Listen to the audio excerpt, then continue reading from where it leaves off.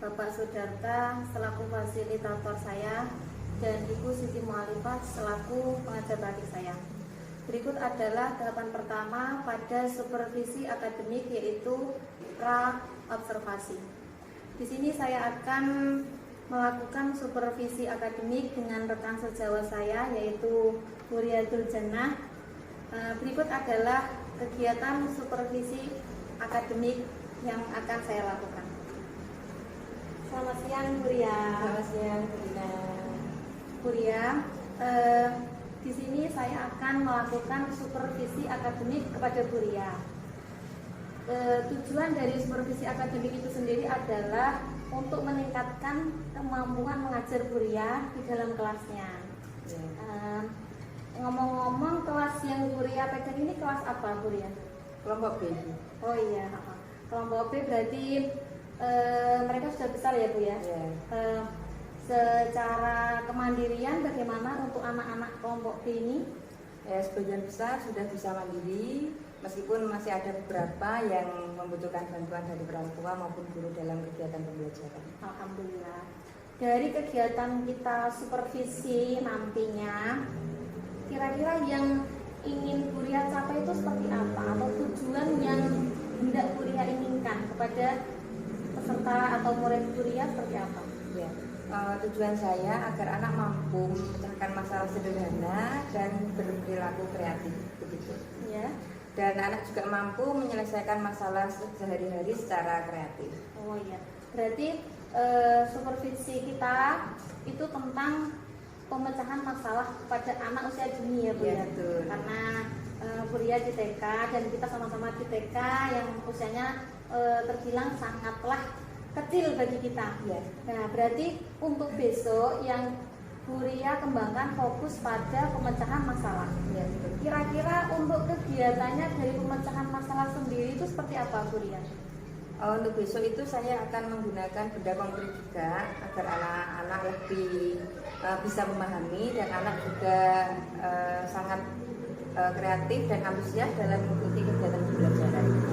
Berarti ada beberapa strategi yang nantinya Bu Ria pilihkan untuk mereka dalam pembelajarannya. Besok akan saya bagi menjadi 2 kelompok. Nah, yang satu langsung praktek dengan benda konkret, yang satu menggunakan LKPD yang sudah saya siapkan.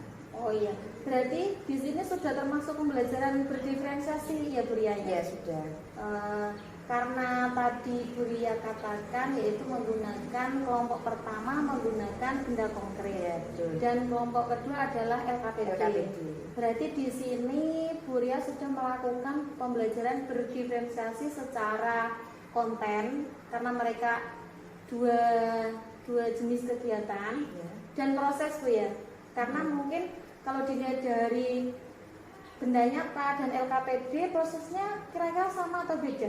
Berbeda kegiatannya. Oh iya, jadi termasuk dalam diferensiasi konten dan proses.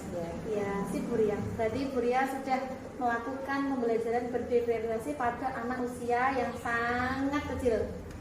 Ya. Pada usia dini. Kira-kira strategi pengembangan yang Bu Ria inginkan itu untuk diri Bu Ria sendiri, pengembangan seperti apa, Bu Ria? Saya ingin menciptakan pembelajaran yang menyenangkan bagi anak, agar anak dalam kegiatan belajar itu merasa aman, nyaman, dan tentunya bahagia. Begitu. Berarti yang terpenting bahagia. Iya, Bu, ya? betul. Anak tidak merasa dipaksa Bu, untuk kegiatan pembelajaran begitu. Anak sangat senang, itu harapan saya. Iya. Mungkin ada lagi pengembangan yang Bu Ria inginkan untuk kedepannya? Ya, saya ingin mengembangkan tentang sosial emosional, di mana saya berharap saya itu mampu mengenali dan paham betul berbagai karakteristik peserta didik saya. Begitu. Berarti pada pembelajaran berdiferensiasi Bu Ria tahu betul ya kebutuhan anak itu seperti apa, kebutuhan belajar mereka, cara belajar mereka. Berarti Bu Ria memang mengenali dulu Ya. karakteristik dari setiap anak. Gunanya apa, Bu, kira-kira? Untuk kenapa ya kok Bu Ria itu harus tahu dulu kebutuhan mereka, karakter mereka? Apa sih gunanya untuk anak-anak ke depannya? Biar kita memberi asupan itu pas Misalkan ya sesuai anak ini butuh A, kita memberinya A, tidak salah jalur, mungkin seperti itu. Mantap sekali. Ya, betul sekali Bu, karena memang kalau kita memberikan atau membutuhkan kebutuhan murid tidak sesuai, jelas mereka menolak, dalam arti mereka bosan mengikuti pembelajaran kita.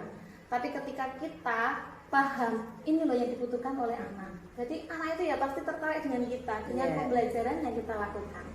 Kira-kira sudah sejauh mana persiapan dari Bu Ria dalam supervisi kita? Ya, tentunya saya menyiapkan RPP untuk bahan utama saya, senjata saya dalam melaksanakan kegiatan pembelajaran, menyiapkan bahan ajar dan media pembelajaran dan juga instrumen penilaian untuk mengetahui perkembangan peserta didik saya itu sampai mana. Iya, mantap sekali sih. Jadi untuk bahan-bahannya bagaimana Bu? Sudah disiapkankah? Ya, saya menyiapkan benda konkret. Nah, salah satunya itu agar anak itu lebih mudah untuk memahami pembelajaran yang dilaksanakan pada hari itu, dan juga menyiapkan LKPD karena saya tadi menggunakan dua kelompok yang berbeda. Yang satu pakai benda konkret, yang satunya menggunakan LKPD. Oh iya. Betul. Berarti itu Bu ya, karena tadi untuk persiapan Bu Ria sudah luar biasa, sudah siap RPP, siap bahan ajar, siap media yang dipakai untuk anak-anak. Oke Bu Ria, kira-kira strategi yang akan Bu Ria gunakan dalam tentunya dalam pembelajaran dan dalam meningkatkan pengembangan diri Bu Ria itu apa? Yang untuk pembelajaran dulu Bu Ria.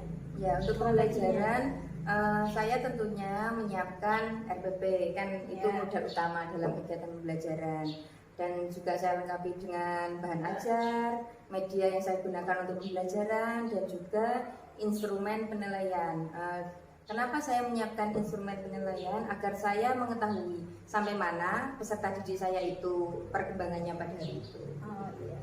Tadi ada strateginya menyiapkan bahan-bahan tadi ya Bu ya? Iya betul. Kira-kira medianya apa Bu yang jenengan pakai?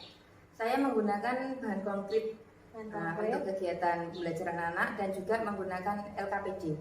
Oh berarti ada dua media ya Bu? Betul, yang pertama yaitu benda konkret dan yang kedua yaitu LKPD. Kira-kira benda konkret ini untuk anak yang seperti apa dan LKPD itu untuk anak yang seperti apa Bu Ria? Untuk besok itu biarkan saya memberi kebebasan untuk anak memilih kegiatan sendiri. Oh, merdeka belajar. Iya betul. Ya? Anak itu mengingat yang LKPD apa yang ke benda konkret, itu anak yang memilih. Oh iya. Berarti kalau untuk benda konkretnya itu kegiatannya seperti apa Bu? Besok saya akan menyiapkan daun nangka agar anak itu memecahkan masalah dalam penjumlahan. Daun nangkanya itu saya taruh di piring kecil, saya beri lambang bilangan, penjumlahan, dan jadi besok anak mengisi piring kecil itu sesuai dengan angka yang tertera di piring itu. Misalkan 2 ditambah 3 sama dengan berapa, itu diisi dengan daun semua. Ya, anak langsung praktek. Berarti itu untuk yang benda konkret. Yang benda konkret. Sedangkan untuk LKPD-nya itu yang seperti apa Bu? Untuk LKPD-nya besok saya menyiapkan 1 lembar kerja peserta didik itu. Saya beri gambar tanaman juga karena besok kebetulan saya mengambil tema tanaman. Begitu. Besok anak juga sama melakukan penjumlahan tapi menggunakan LKPD. Jadi anak menulis. Oh iya. Menulis dengan pensil. Berarti sudah siap ya Bu ya? Ya, insya Allah sudah siap. Alhamdulillah. Semoga nanti kira-kira kapan Bu saya akan melakukan supervisi kepada Bu Ria? Insya Allah besok Selasa tanggal 18 Oktober. Berarti besok Bu ya? Besok sudah siap ya Bu ya? Insya Allah sudah siap. Lebih cepat lebih baik. Berarti untuk besok kita akan melakukan supervisi akademik. Semoga nanti dari kegiatan kita akan mampu meningkatkan atau mengembangkan kemampuan Bu Ria dalam mengajar. Tapi tadi ada yang belum kita bahas Bu, tentang strategi Bu Ria untuk meningkatkan kemampuan pribadi tadi, yang diantaranya untuk model pembelajarannya, dan yang kedua untuk sosial emosional, mengenali emosi kita sebagai guru. Itu kira-kira strateginya seperti apa Bu? Ya tentunya di sini saya sebagai seorang pendidik, saya harus mampu mengetahui, hafal betul bagaimana karakteristik peserta didik saya. Karena kan dari sekian anak tentunya berbeda. Pasti berbeda, ya, ya. betul. Nah, jadi saya harus paham betul apa yang dibutuhkan si A, apa yang dibutuhkan si B, biar kita klop begitu. Benang merahnya itu menyambung. Ya? Ya, betul. Iya, mantap sekali. Bu Ria kelihatannya sudah sangat siap untuk kegiatan kita besok supervisi akademik. Semoga besok acaranya berjalan dengan lancar ya Bu ya. Iya. Dan tentunya semoga acara kita bermanfaat tidak hanya bagi kita, tapi bagi peserta didik kita, di mana memang mereka itu sangat membutuhkan suasana pembelajaran yang aman, nyaman, dan baik. Iya, betul. Terima kasih Bu Iya, Ria. sama-sama. Rina mohon bimbingannya untuk besok. Oke.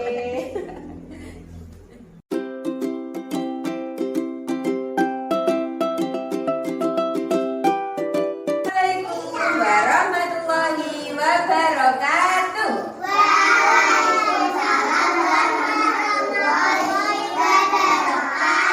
Selamat pagi anak-anak. Halo, apa kabarmu? Alhamdulillah, kami senang, kami sehat, luar biasa. Baik, sebelum kita mulai pembelajaran hari ini, mari kita berdoa terlebih dahulu. Kita berdoa kepada siapa? Kepada Allah. Kalau berdoa, duduknya bagaimana? Rapi. Berdoa mulai. A'udzu billahi minasyaitonir rajim. Bismillahirrahmanirrahim. Nah, sebelum kita belajar hari ini, Bu Guru presentasi dulu ya. Siapa yang hadir pada pagi hari ini? Aku punya dua mata, bisa ku tutup dan ku buka. Bila ku tutup, bila ku buka,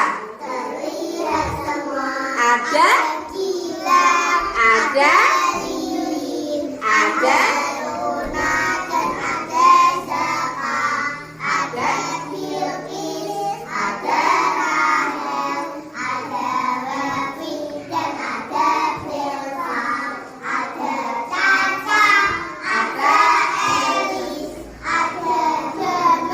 dan ada siapa?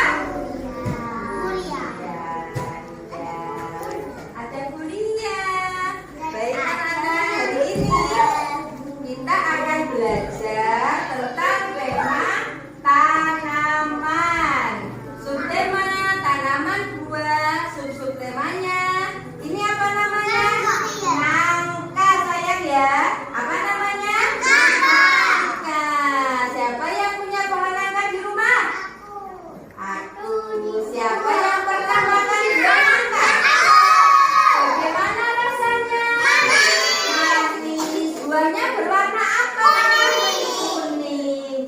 Siapa yang tahu nangka ini ciptaan siapa ya? Ciptaan Allah.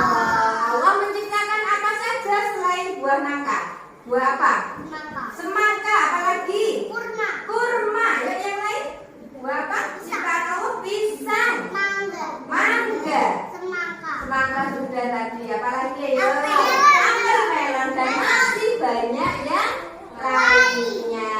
Kita harus bersyukur kepada Allah atas ciptaan Tuhan, ciptaan Allah. Nanti kita akan belajar dengan dua kegiatan ya. Kegiatan yang pertama, nah ini Bu Guru sudah menyiapkan apa? Piring. Ada angka berapa? 4. Nah, nanti anak-anak akan menghitung apa? Daun apa? Nangka. Menghitung ya penjumlahan menggunakan daun nangka ya. Ya. Ini angka berapa? 4. Ayo dihitung daunnya. 1, 2,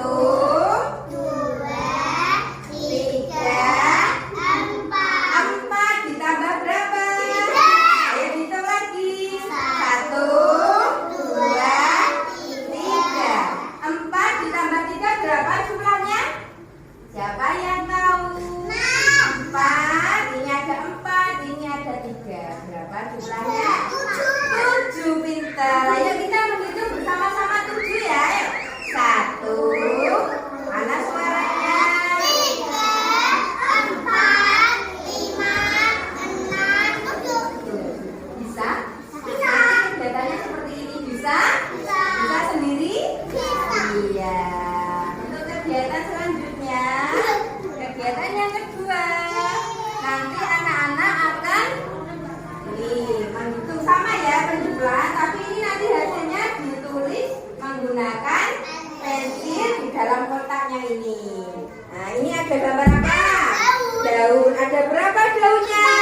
4 ditambah berapa? Jumlahnya 7. Berarti dalam kotak diisi angka berapa sayang? 7. Yang ini gambar apa? Daun juga ada berapa daunnya? 5 ditambah sama dengan berapa? 9. Di dalam kotak diisi angka berapa? 9. Yang terakhir ada berapa ini? 4 ditambah 4 sama dengan 8. Bisa? Siapa yang bisa sendiri? Iya. Bentar ya, dulu siapkan dulu. Ayo Mas Damar, pilih kegiatan yang mana? Ayo tos dulu. Felis, yang mana? Pertama, oke. Iya. Ya silakan. Pilih yang mana? Berapa? Ayo. 4. Iya, diisi angka? Iya, silakan. Jangan lupakan, sudah selesai? Sudah? Bisa? Nah, tos dulu. Kita. Nah, nama pendek. Oke, tos dulu. Nah, kita. Usah ini, Bapak. Iya, kasih nama. Iya, boleh. Iya. Nama panggilan. Siapa namanya? Di sini tuh, nama di atas ini.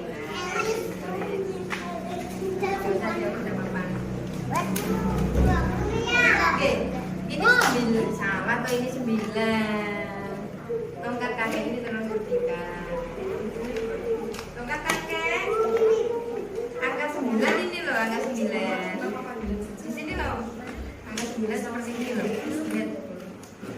Di sini ya.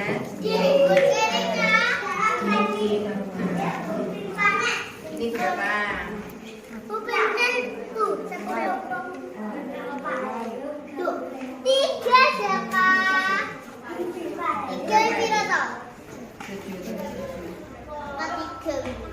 Baik anak-anak Bu Guru yang hebat, tadi anak-anak sudah melakukan kegiatan apa ya? Nah, menggunakan apa? Daun. Itu kegiatan yang pertama. Untuk kegiatan yang kedua, anak-anak melakukan apa? Menulis apa? Iya, hasil penjumlahan. Anak-anak bisa sendiri semuanya? Bisa, karena bisa sendiri mendapatkan jempol berapa? 2. Bagaimana perasaannya hari ini setelah kita melakukan kegiatan? Bagaimana perasaannya? Bahagia. Bagaimana lagi selain bahagia? Senang. Ya. Besok kita akan belajar lagi, bertemu dengan Bu Guru dengan kegiatan yang berbeda. Siap? Siap. Baik, sebelum kita akhiri, mari kita berdoa terlebih dahulu. Kita berdoa kepada Allah. Kalau berdoa duduknya bagaimana? Yang rapi. Siap berdoa? Siap. Ayo beres-beres dulu. Beres, beres, beres, beres. Yang bersih, yang rapi. Jangan sampai ada, jangan sampai ada yang lupa, yang lupa. Sekarang kita berdoa, duduknya yang rapi. Berdoa.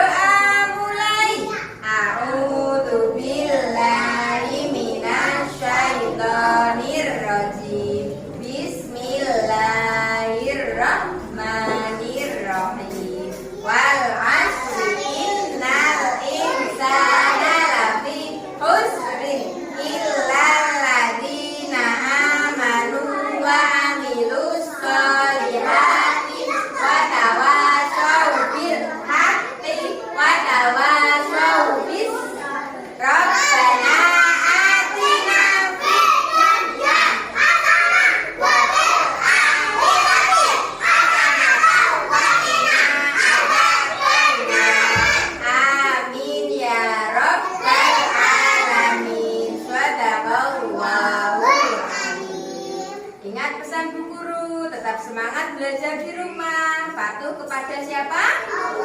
Patuh kepada kalau di rumah kepada orang tua. Assalamualaikum warahmatullahi wabarakatuh. Waalaikumsalam warahmatullahi wabarakatuh. Salim dulu Mas Jaman. Belajar di rumah ya. Mbak Leli, Irfan, Mbak Caca, Mbak Wafi. Belajar di rumah ya sayang ya. Mas. Iya.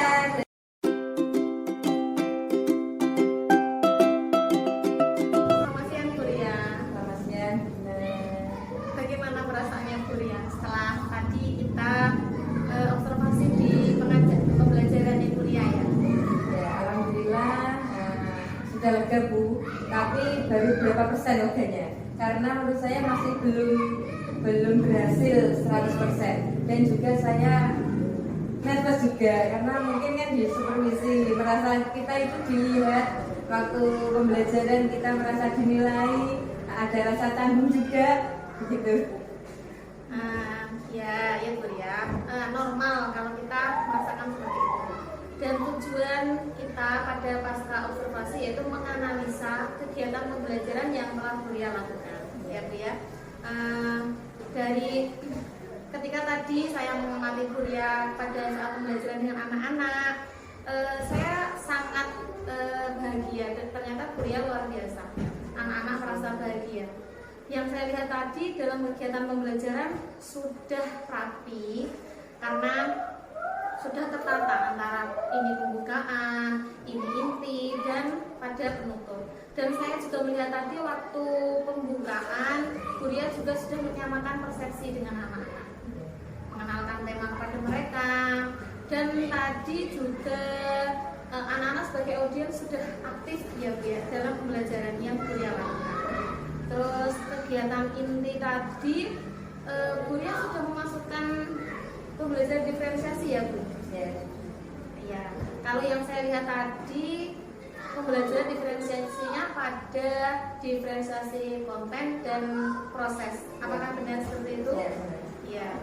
Dan pada saat penutupan tadi ada recalling dari Kuria, menanyakan ke anak kegiatan yang telah terjadi, dan ada juga Kuria menanyakan perasaan.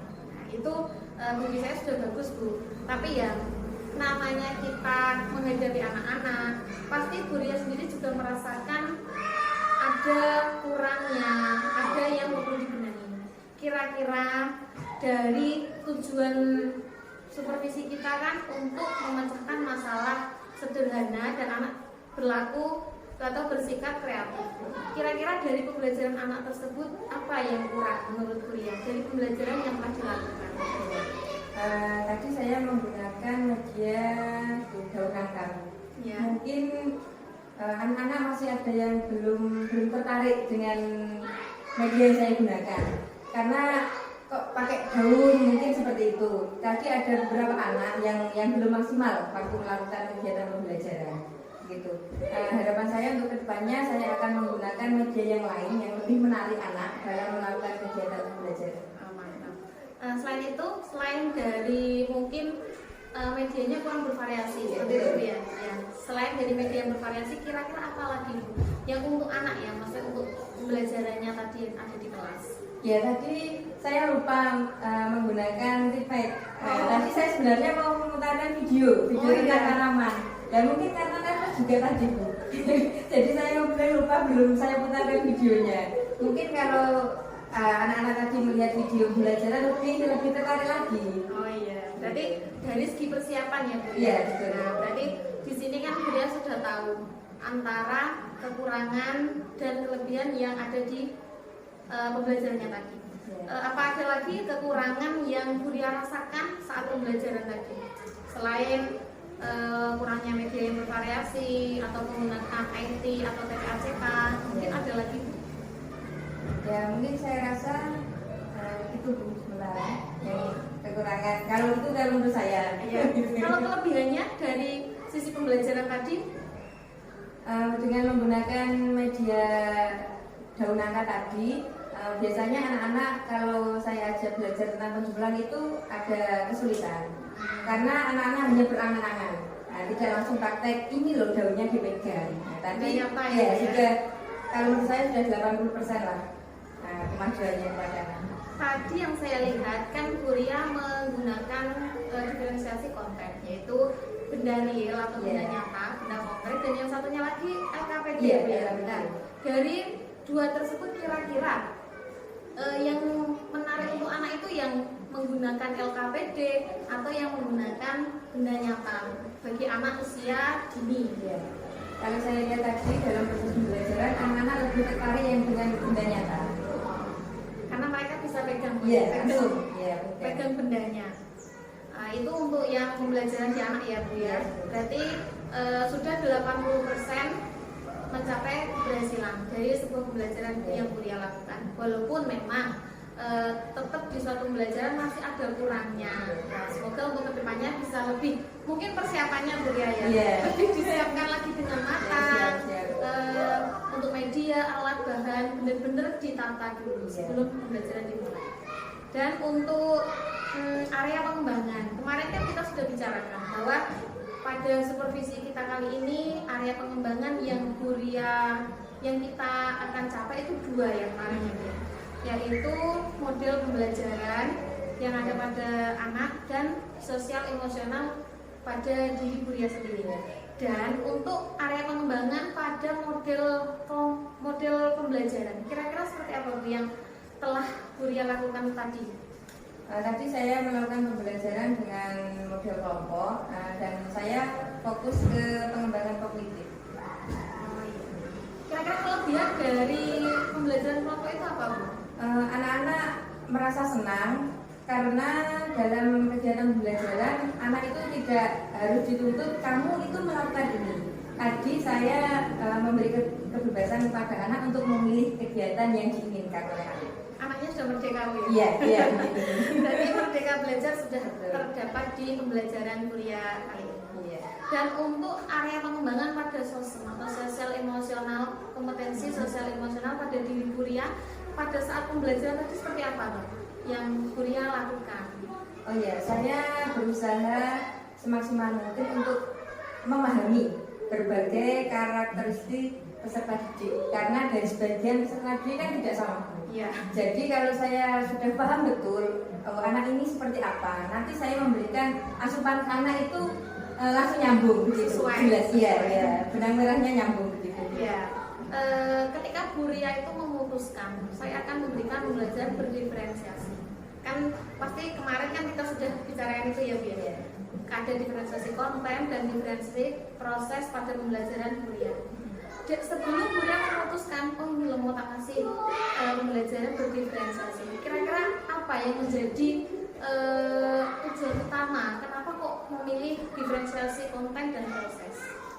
Tujuan utama saya agar pembelajaran yang saya lakukan itu menyenangkan kepada anak, agar anak merasa nyaman, aman dalam kegiatan pembelajaran dan tentunya anak merasa bahagia.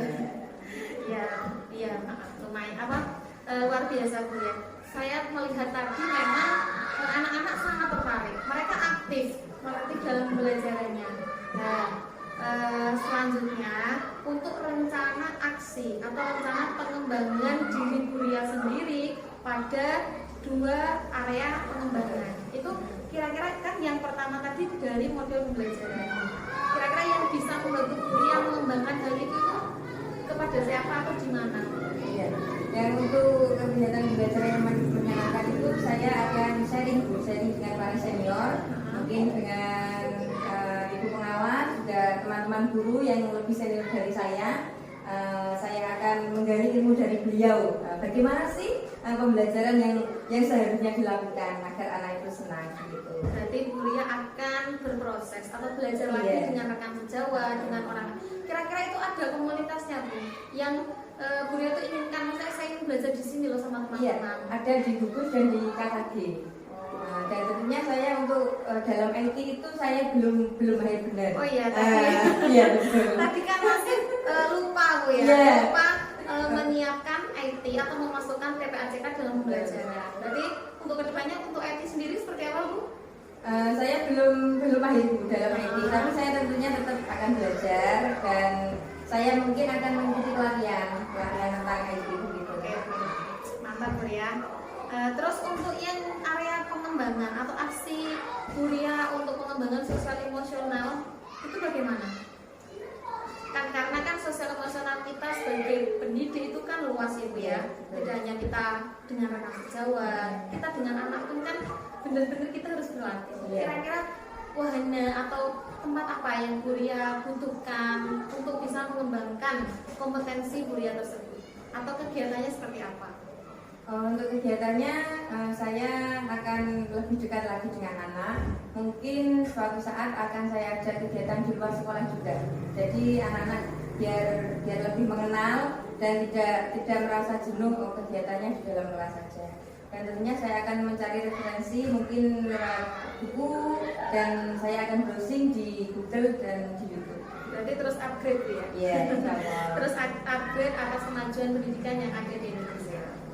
Cukup Bu Ria, alhamdulillah supervisi kita hari ini berjalan dengan lancar dari kemarin ya Bu ya. Yeah. Kemarin kita pra observasi sampai tadi observasi dan sekarang pasca observasi.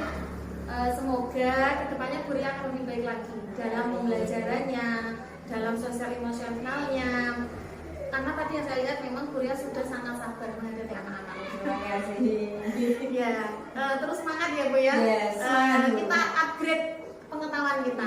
Bagaimana kita memposisikan anak itu sebagai fokus dari pembelajaran kita. Ya kita menghadirkan diferensiasi pembelajaran agar anak pembelajaran kita berpusat pada anak. Oke Bu Ria ya. Semoga sukses Bu Ria ya. Assalamualaikum warahmatullahi wabarakatuh. Waalaikumsalam. Alhamdulillah Bu Rina sudah melalui proses ya persiapan observasi, terus sudah observasi supervisi kelas, kemudian sekarang Bu Rina tadi di sesi tadi coaching sama coaching Buria ya. Oke, saat ini refleksi diri Bu Rina yang sudah coaching tadi. Bu Rina, sekarang saya mau menanyakan tentang refleksi diri ya Bu Rina. Apa yang sudah berjalan baik selama proses coaching dengan Bu Rina? Iya Bu. Selama proses coaching, iya. Selama proses coaching tadi, insya Allah saya sudah melakukan yang namanya kehadiran penuh atau present. Saya menyamakan persepsi pada Bu Ria. Karena memang persepsi itu sudah saya bangun dengan Bu Ria sejak kemarin Bu, waktu kami melakukan pra-observasi. Itu yang kehadiran penuh. Dan pertanyaan terbuka, saya juga belajar karena kadang kita masih egois. Kita memunculkan ego kita untuk memberikan pendapat kepada Bu Ria. Nah, tadi saya sudah padahal kan seorang pasien tidak boleh yang memberikan solusi. Tadi saya sudah berusaha meredam ego saya, tidak menyampaikan apa yang saya inginkan, tapi saya berusaha membuat pertanyaan itu luas agar Bu Ria tahu kedepannya mau seperti apa dan memunculkan pertanyaan kreatif atau pertanyaan yang bermutu, berbobot ya. Mungkin sudah, tapi saya kira saya masih kurang untuk hal itu karena terkadang sebagai belajar sebagai coaching pun saya masih atau sebagai coach saya masih ragu antara ini benar atau salah, ini kurang begini kurang begitu yang saya rasakan, masih ada keraguan untuk ini loh saya seorang coach seperti itu. Dan untuk yang selanjutnya fokus pada coaching, alhamdulillah saya sepenuhnya benar-benar ikut ke Bu Ria karena memang saya tahu belajarnya tadi dan ya itu yang kurang mungkin dari memunculkan pertanyaan berbobot. Kadang saya bingung yang berbobot itu seperti apa. Oke, jadi Anda sudah bisa disampaikan ya, yang sudah baik tadi sudah disampaikan, sudah menyamakan persepsi dengan dia, kemudian bisa menyampaikan pertanyaan terbuka, artinya bisa menggali potensi dari dia. Kemudian yang perlu belajar lagi memberikan pertanyaan-pertanyaan yang berbobot. Ya. Baiklah, Bu Lina itu kan kan juga perlu jam main yang banyak, perlu pembelajaran sering. Nanti harapannya yang di coaching itu tidak hanya kuliah, tapi rekan sejawat yang lain. Mungkin dari situlah kalian bisa menggali kompetensi bagaimana bisa jadi coach yang baik. Oke, tapi sudah bagus. Saya lihat tadi sudah bagus ya. Kemudian yang perlu diketahui lagi, apa yang perlu diperbaiki atau ditingkatkan dari proses coaching Bu Rina ke Bu Lia tadi. Apa kira-kira yang perlu ditingkatkan lagi? Yang perlu saya tingkatkan mungkin saya lebih lebih tahu, maksudnya Bu Rina itu seperti ini loh. Maksudnya saya seharusnya benar-benar fokus ke Bu Lia karena ini baru belajar Bu Lia. Ketika saya bertanya, saya juga di sini ada pikiran sendiri, nanti apa yang akan saya tanyakan selanjutnya. Itu masih benar Bu Al, berarti saya perlu belajar lagi. Itu yang saya anggap masih kurang, karena saya masih menyiapkan pertanyaan di belakang pikiran saya. Dan yang kedua yang tadi mengusulkan pertanyaan yang berbobot. Kadang saya ketika saya hilang fokus bentar saja, mungkin pertanyaan saya bisa melenceng dari inti sebuah supervisi. Ternyata seperti itu yang saya alami selama coaching sama kuliah. Ya, jangan sampai meneruskan atau menggali perasaannya si coach, si coachee, tapi kita menggali potensinya. Iya.